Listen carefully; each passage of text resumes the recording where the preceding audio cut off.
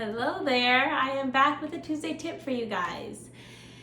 Today we're going to be talking about proprioception. Very excited. But before I say that, as you can see, my video shot is a bit wider than normal. That is because now the Tuesday tip and the Friday workouts will be on YouTube as well. So if you go to my bio, you can see a link and that takes you to my YouTube channel. You can subscribe there, and if you prefer to watch the videos there, they will be there for you. But back to the tip. So proprioception, we're going to talk about what that is and two different ways we can test our proprioception.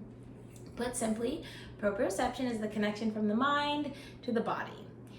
It can tell your body where it is in space or where it needs to be in space, but also it can tell the body how to move. In terms of Pilates, we think about that of muscular groups. Sometimes we want a certain muscular group to do the work rather than another, or we want to activate one muscular group and relax another, and that's where proprioception comes into play. Also, balance is very important in proprioception. As you can imagine, we think about balance and we just think, okay, well, if I walk across a tight line, how good would my balance be? But balance comes into play anything you do. Walking, running, turning, walking up steps, anything that takes movement takes balance. A lot of things seem secondary or we don't even have to think about them, but it's very important. So we're gonna test our balance today in a challenging way.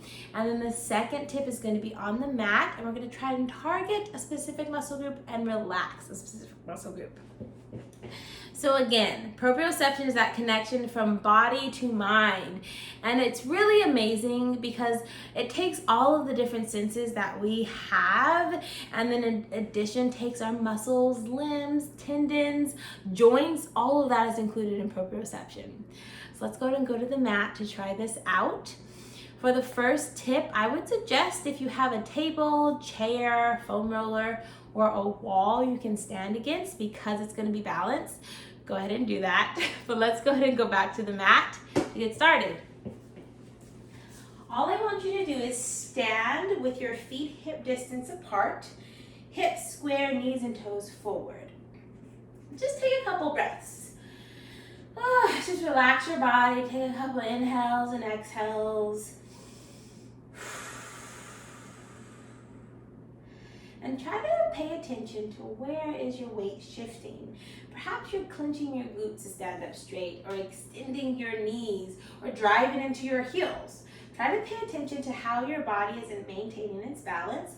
And then I want you to think of how your abdominals can help you. So taking your right hand, place it over the belly button area, and gently draw in and up. Think of the head being connected to the toes, okay? Now to test our balance, like I said, if you have something to lean against or you need something, now would be the time. We're gonna start with lifting our right foot.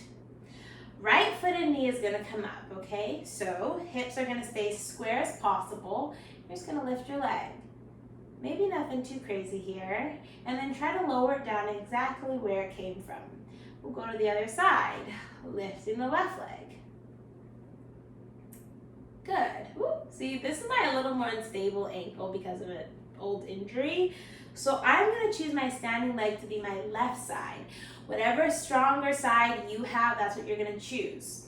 So I'm going to lift my right foot and knee, and here's where a little test comes. Do this with me, you guys. So I'm feeling pretty strong here. I'm feeling pretty balanced. My right hip is where it wants to be. But how much do you think your sight helps you with your balance? We're going to find out. Close one or both of your eyes, whichever makes one you're more comfortable with, and see if your balance starts to change. I'm going to close both of mine. Okay, now all of a sudden my left ankle feels like it doesn't know where it is. My weight is shifting. What happened? Take a rest. Our eyes tell our body so much about where it's going, where it's gonna be, and it really helps a lot with our balance. So if you think about walking upstairs, if you see the stairs in front of you, then you don't have to think walk, walk, walk, walk, walk.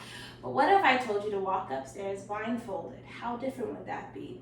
Probably a lot different. Now you'd have to rely on muscle memory in order to see where you are, or perhaps touch to see where you are. So we're gonna try that again. We're gonna think of muscle groups we can engage in to try to help our balance even if our eyes are closed, okay? So again, I'll lift up my right knee. Try to press gently into your heel to activate the back of your leg and your glute. Then draw in from your abdominals. Just relax your shoulders and lift through the crown of your head. Here I go to close my eyes.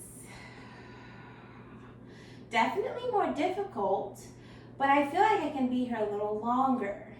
So now my brain is communicating to my body what muscles need to work in order for me to not fall over. And then rest.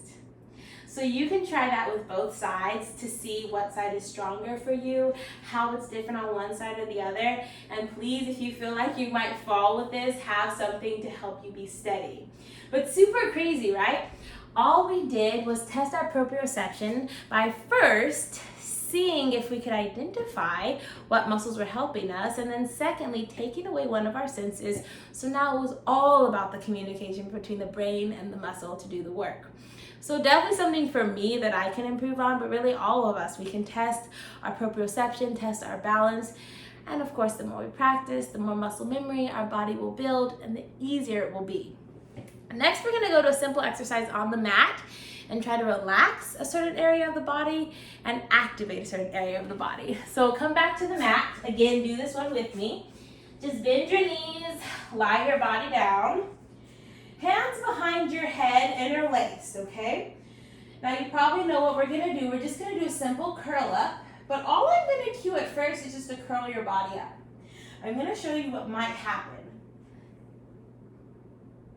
Okay, so yes, I curled up, but if you notice, my elbows went in, my chin was super far forward, and it seems like my neck did more work than my abdominals. So in that specifically, I'm trying to strengthen my abdominals.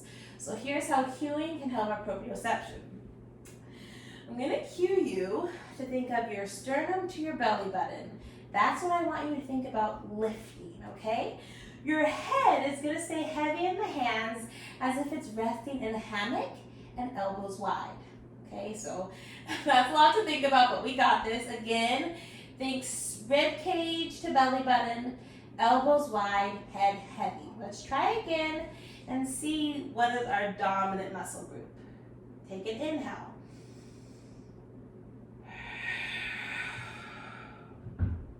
And lower down.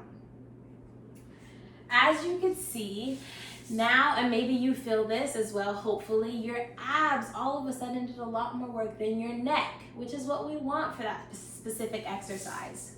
So with cueing, we can cue those connections to have certain parts of our body or certain muscular groups do the work instead of another, which is what we wanted for that. So it's really crazy. I hope you guys did both of those with me, but it's pretty amazing how just slight changes in our body can really be beneficial. Hope you guys tried out those tips. This one went a little long, but I think it was worth it. Let me know what you thought about it in the comments and save this until the next tip. Thank you for watching. Have a great day.